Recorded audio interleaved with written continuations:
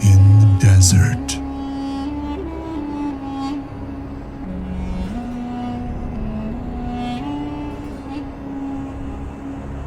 I saw a creature.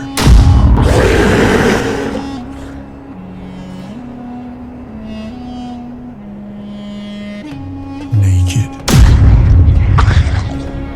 Bestial.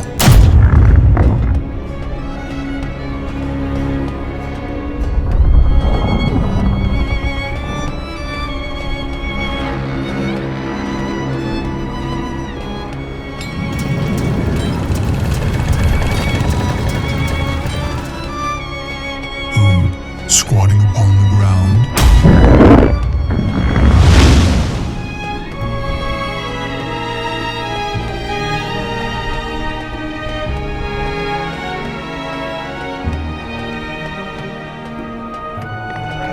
held his heart in his hands and ate of it.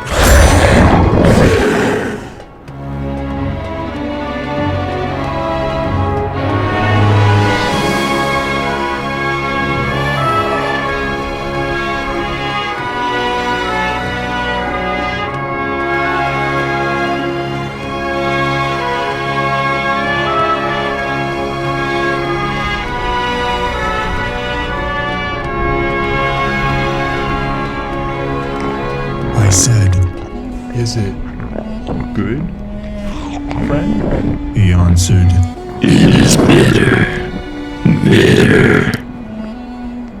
but I like it because it is bitter and because it is my heart.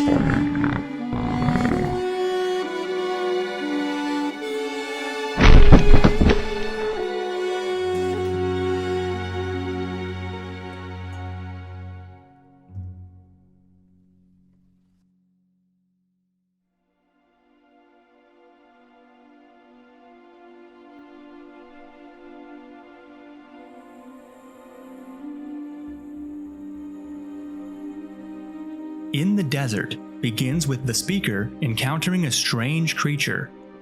It is squatting on the ground and eating its own heart. Instead of trying to stop the creature from harming itself, the speaker is curious and asks the creature whether or not its heart tastes good. The creature responds by saying it's bitter, but that he overall likes the taste because it's his own heart. In the Desert is a free verse poem. This means it doesn't follow any specific rhyme scheme or metrical pattern.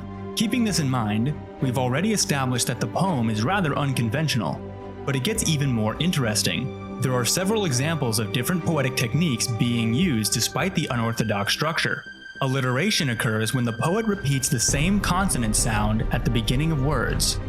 For example, held, heart, and hands in line 4. Enjambment can be seen when the poet cuts off a line before its natural stopping point. For example, the transition between lines 1 and 2 of stanza 1, as well as lines 1 and 2 of stanza 2. Repetition can be seen when the poet repeats a word, phrase, idea, structure, or any other element in their writing.